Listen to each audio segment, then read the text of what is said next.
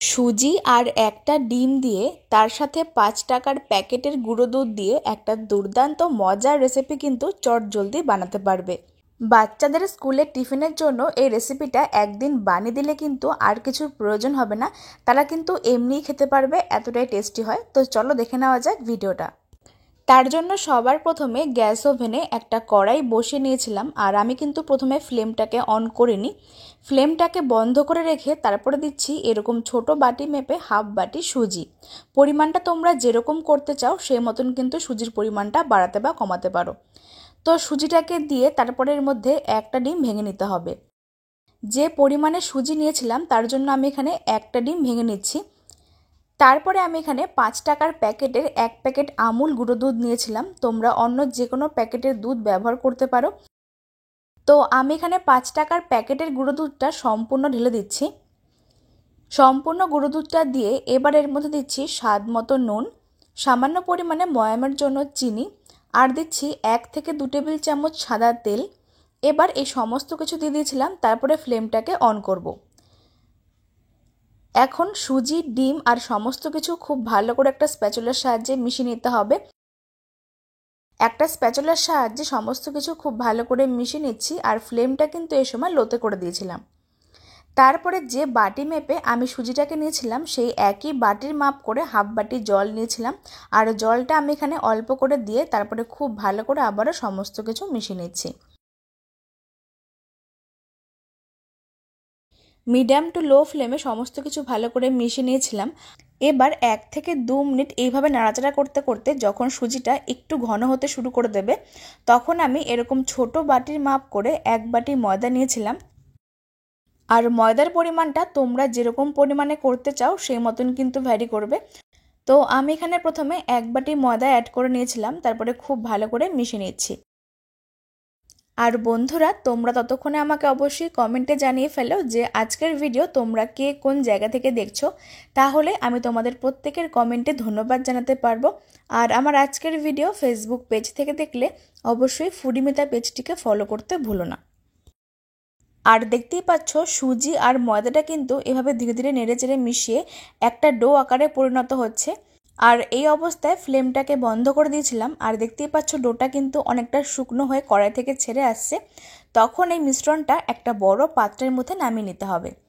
একটা বড় পাত্রের মধ্যে মিশ্রণটাকে নামিয়ে একটু ঠান্ডা করতে হবে, কারণ এটা যেহেতু অনেকটাই গরম রয়েছে। প্রায় 5 থেকে 6 মিনিট পরে এটা যখন একটু ঠান্ডা হয়ে যাবে তখন আমরা হাত দিয়ে খুব ভালো করে মেখে নিচ্ছি।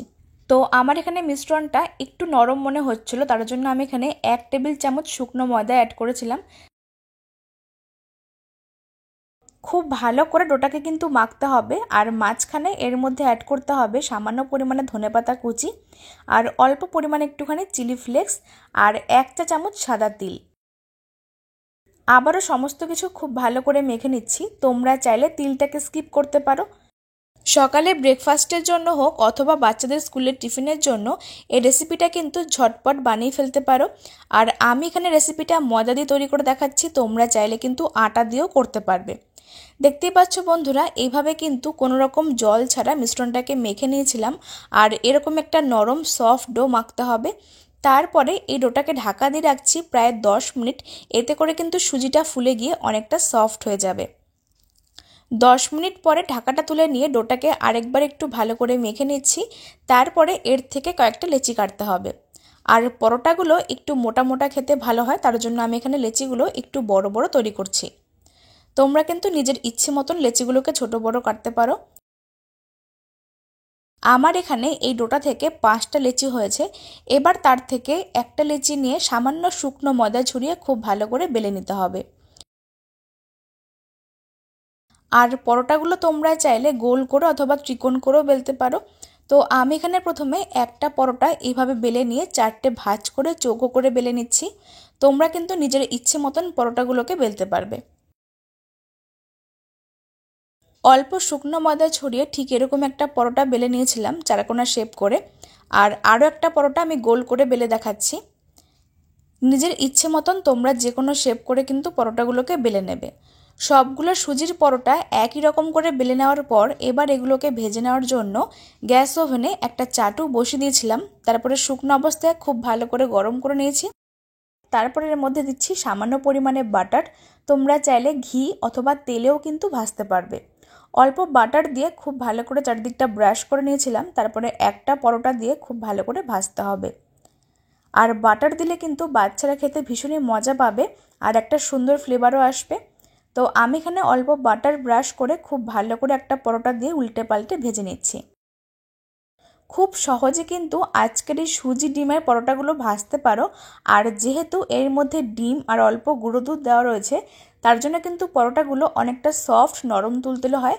তবে তোমরা কিন্তু চাইলে ডিমটাকে স্কিপ করতে পারবে। দেখতেই পাচ্ছ বন্ধুরা, প্রায় 1 থেকে 2 মিনিট সময় নিয়ে এইভাবে পরোটাগুলোকে উল্টে পাল্টে সেঁকে নিয়েছি। এইভাবে পরোটাগুলোকে উল্টে পাল্টে ভেজে নিয়েছিলাম আর একটা সুন্দর কিন্তু কালারও চলে এসেছে। এইভাবে সমস্ত পরোটাগুলোকে ভাজতে হবে। সবগুলো সুজির পরোটা ভেজে নিয়ে একটা প্লেটে সার্ভ করে নিয়েছিলাম। আর দেখো এগুলো দেখতে কতটা লোভনীয় লাগছে। তো বন্ধুরা, আমার আজকের রেসিপিটা তোমাদের কাছে ভালো লাগলে অবশ্যই কিন্তু লাইক, কমেন্ট আর শেয়ার করতে একদমই ভুলো না।